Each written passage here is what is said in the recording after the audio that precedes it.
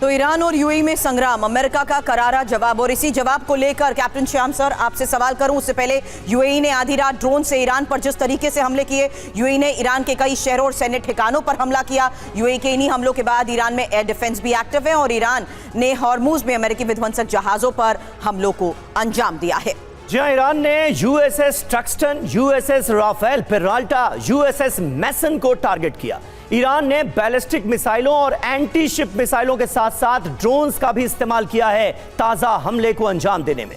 America ने अमेरिकी destroyers पर ईरानी हमले का कड़ा जवाब भी दिया है। अमेरिकन नेवी ने ईरानी सैन्य ठिकानों को टारगेट किया है, ये जानकारी मिल रही है। अमेरिका ने ईरान के ऑयल टैंकर्स पर भी इसके बाद किया है हमला। हालांकि ये मुमकिन है कि किस तरीके से अभी भी अमेरिका इसी सैन्य तैयारी के बलबूते अलग अलग आइलैंड्स को सर एक सीमित ऑपरेशन के तहत अब टारगेट करने की कोशिश करे। धन्यवाद सुरभि, जय हिंद, शानो वरुणा।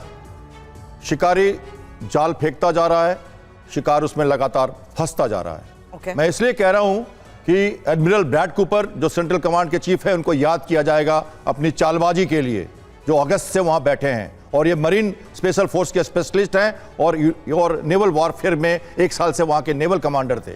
इनको बाइडेन ने तैयार किया था इस जगह को पूरी तरह से लॉर्ड ऑस्टिन के साथ। ये कहने के बाद मैं आपको बता दूं पुरानी जो इनका इतिहास, यूएसएस रॉबर्ट्स 14 अप्रैल 1988 को यहीं से गुजर रहा था, कुवैती टैंकर को लेके माइंस के तरफ टकराया, 26 सेलर घायल हुए, बुरी तरह परेशान हुआ। प्राइम चांस चला गया, अगले दिन माइंस क्लियर किए गए और उसके बाद ऑपरेशन प्रेइंग माइंड टेस्ट की तरह पूरी तरह से 18 अप्रैल 1988 को ईरानियन नेवी को धो डाला अमेरिका ने और अमेरिकन वॉर बंद हुआ। यह पुराना इतिहास है, उसको रिपीट किया जा रहा है। ये ट्रंप नहीं कर रहे, ये पहले से जानकारी थी कि वो जब आएंगे अंदर तो उनके ऊपर अटैक होगा और उसका रिटेलिएशन होगा, उसके लिए उनके फोर्सेस रेडी हैं। तो साम दाम दंड भेद की नीति की तरह एनिहिलेशन करना, ब्लॉकेड लगाना, प्रोजेक्ट ऑपरेशन नहीं, प्रोजेक्ट फ्रीडम चलाना, प्रोजेक्ट ऑफ प्रॉस्पेरिटी गार्डियन उन्होंने चलाया था हूथी के अगेंस्ट। मैंने सुबह कहा आपके चैनल में, कई बार जुरा चुका हूं, कोर्स ऑफ एक्शन को चार्टर कर चुका हूं। यही तरीका है लड़ने का। ऐसे स्थिति में जब 45 साल से एक लड़ाई चल रही है, ये गल्फ का पानी खारा है, थोड़ा उसको स्वाद ठीक करना है अमेरिका को। जब तक ये होगा नहीं, इजराइल को छोड़ दीजिए प्लीज। वो आए हैं, एक्चुअली अमेरिका चाहता था लड़ना, इजराइल तो एक मुद्दा है। दूसरी तरह से लोग बातें करते हैं, वो अपना ग्रेटराइज करता रहेगा।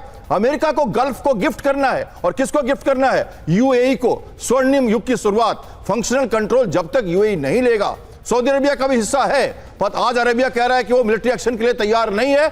यूएई पूरी तरह से तैयार है, क्योंकि उसको लेना है। उसी के रास्ते से तो डिस्ट्रॉयर आए हैं, सदर्न पार्ट से आए हैं, उसके एरिया से आ रहे हैं और उसी को पोख्ता करना है अमेरिका को, इसलिए यूएई को सामने लाया गया है। और ये बिल्कुल आप ये बड़ी बात कह रहे हैं। अब तक लगातार ये कहा जाता रहा कि कहीं ना कहीं इजराइल के दबाव में अमेरिका ने ये जंग शुरू की है, लेकिन आप कह रहे हैं कि ऐसा बिल्कुल नहीं है। अमेरिका अपने इरादों को पूरा करना चाहता है हॉर्मुज स्ट्रेट में और खाड़ी देशों को हॉर्मुज स्ट्रेट गिफ्ट करना चाहता है, इसलिए ये पूरी चक्रव्यूह जो रचना है वो की जा रही है। और देखिए अहम खबर है, ईरानी जहाज पर अमेरिकी नेवी का हमला हुआ है। हॉर्मुज स्ट्रेट में ईरान के तेल टैंकर पर किया गया अटैक।